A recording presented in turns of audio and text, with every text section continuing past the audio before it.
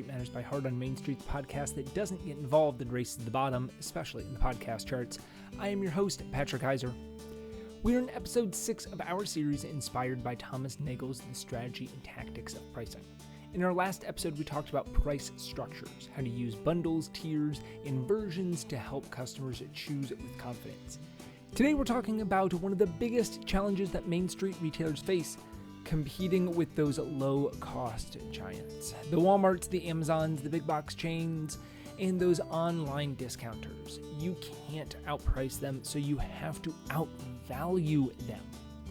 As Nagle reminds us, competing on price alone is a strategy for those that cannot compete on value. In this episode, we'll talk about why competing on price is a dangerous trap, how to identify and communicate your real value, and what it looks like to create experiences and relationships that justify your prices and win you loyal customers for life. So don't give up your bottom line. It's book club time. Let's start off with the hard truth. Small retailers are never going to win in a price war. Big box chains in online marketplaces have massive economies of scale, complex supply chains, and such razor-thin margins that are designed to crush competition. If you try to match their prices, you'll burn profit faster than you're going to build loyalty. And yet, many independent retailers fall into this trap. When someone says, I can get this cheaper online, they feel the pressure to lower their price. And maybe it's just this once. But that one discount becomes another, and soon you're working harder for less reward. Nagle calls this the commodity spiral. Once you compete only on price, you train your customers to value you for nothing else. So here's what can happen. Tell me if this sounds any bit familiar. You lower the price so you can win more business. However, then the margins drop, so you have to cut some costs. And then because you cut some costs, then service and selection suffers. And then customers stop seeing value in you, so you have to lower the prices again. That spiral ends in exhaustion. The good news is that you don't need to play that game. Competing on value means shifting the conversation from cheaper to better. It means showing why your store offers something the lowest price can't buy: expertise, connection, trust, and community. As one Main Street retailer told me, I realize people don't come to me because I'm cheap, they come to me because I care, and that is value. So if you're going to be competing on value, you need to know what your actual value is. According to Nagle, value advantage comes from understanding the specific benefits your customers care about and delivering them better than anybody else. For independent retailers, that value usually falls into one or more of these next 4 categories. First category is expertise and advice. Customers can buy products anywhere, but they cannot buy your knowledge. You know your products inside and out. You help customers find the perfect fit, the color, or the perfect gift for the perfect occasion. You save them time and mistakes. An example of this might be a hardware store that helps homeowners pick the right paint or tools, and that saves hours of frustration and wandering around the store and trying to find them yourselves. And that is worth far more than a 10% price difference. Another category is service and experience. Online shopping might be convenient, but it's so impersonal. You provide connection, conversation, and human care. From gift wrapping to remembering a customer's name, small touches create loyalty that no algorithm can match. The third category is community and trust. People want to buy from businesses that share their values. When your store supports local causes, sponsors the youth teams, or simply treats people with kindness, you build emotional equity. Customers may not articulate it, but they feel it. You're a part of their community, and they'll pay to support you. And the fourth category is quality and curation. You're a gatekeeper. You filter the noise and bring customers products you truly stand behind. In a world drowning in choices, curation is value. You bring them things that maybe they've never seen before or they wouldn't be able to find anyplace else. An example of this is a bookstore that only stocks titles they personally recommend and saves readers from endless scrolling online and finding something that isn't really what they want. Each of these creates a value advantage that can't be copied by low-price competitors. Your job isn't to explain all of them, it's to lean into one or two that make you stand out the most. As Nagle writes, the essence of pricing strategy is identifying, communicating, and capturing value. Knowing your value isn't enough though, you also have to communicate it. Because when customers can't tell the difference, they default to the only thing that they truly do understand, and that's price. So how do you communicate your value clearly, consistently, and confidently? One method is to reframe the conversation. When a customer says that I saw this cheaper online, don't defend your price. Explain your value. You might say, yes, that's true, but ours includes free adjustments and local service. Or when you buy here, you're supporting local makers and community events. Or you'll always be able to come back if there's an issue, and we'll make it right. The goal isn't to argue, it's to shift the focus from price to experience.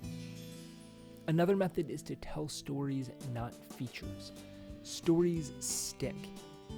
Talking about the origins of a product, or the special features, or that you picked this brand specifically because it stands for something that you care about, like being a woman-owned business. Every story adds perceived value. Also, use signage in messaging. Your signage, website, and tags should quietly reinforce your value. Things like locally sourced, craft with purpose, trusted by families since 1995. Anything that really adds to your value that you can bring out. Little cues remind customers why your prices make sense. And then train your team to speak about value. Your staff are your ambassadors. Make sure they know how to talk about what sets your store apart. You can create little simple scripts and they can work wonders. Saying, we curate everything in this section ourselves. Every candle here is hand poured right in this area. And we'll wrap that for you at no charge. It's not bragging, it's helping customers see the worth they're already getting. If your prices are higher, the experience must match. Clean displays, attentive service, and thoughtful presentation reinforce that your brand deserves its price point. Nagle says customers are less sensitive to price when every touchpoint reinforces value. Even when you do compete on value, you'll still face moments of price pressure, customer comparing, questioning, or negotiating. So here's how to handle it gracefully. Stay confident. If you believe in your price, customers will too. Avoid apologizing about it. Instead of, sorry, we can't match that. Try, we understand, but our prices reflect the service and quality that we provide. You can acknowledge and then redirect. So don't dismiss their concern. Acknowledge it. Then highlight your advantage. I totally get that. And I know you could buy it cheaper online. What we offer is immediate pickup, local support, and the peace of mind that is right for you. You could also offer alternatives and not give discounts. If someone truly can't afford your top option, then go back to what we talked about in our previous episode. Offer a smaller version or a similar product. But hold your price integrity. Ultimately, discounts can break trust, but options build it up. And then reward loyalty, not haggling. Offer loyalty perks, not price matches. Customers who return should feel appreciated. Those who bargain shouldn't set your policies. And focus on lifetime value. Sometimes a small gesture today builds loyalty for years. And the goal isn't to win every transaction, it's to win long-term relationships. Nagle reminds us price concessions create transactions, value creation builds customers. So let's look at how we can apply it this week. Take these 3 steps to start competing on value this week. List out your value drivers. Write down 3 things that your store does better than the cheaper competitors. Maybe it's expertise, community, or personalization. Post that list somewhere where your staff can see it. Update one customer message. Choose one product tag, website line, or in-store sign and rewrite it to highlight your value. Instead of locally made candle, $25, Try hand poured in small batches by a local maker, 40 times of burn time. Rehearse your value language as well. Role-play a price objection with your staff. Practice responding with empathy and confidence, focusing on what makes your store special. These small shifts build culture that sells on value and not apologies. And so that's it for episode 6 of our series on the strategy and tactics of pricing. Today, we learned that competing on price is a losing battle for small independent retailers, but competing on value is a winning mindset. If you don't need to be cheaper, but you do need to be clear about why you're worth more.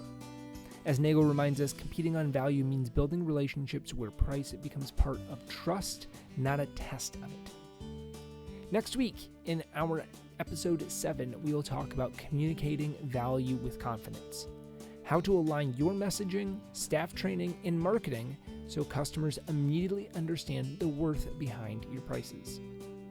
If this episode inspired you, please share it with another retailer in your network. And if you are listening on Apple Podcasts or Spotify, leaving a review helps us reach other Main Street businesses just like you. Until next time, stay safe, shop local, and keep your heart on Main Street. This episode is written, produced, researched, and edited by me, Patrick Keiser, with a very special thanks to Thomas Nagle in his book, The Strategy and Tactics of Pricing.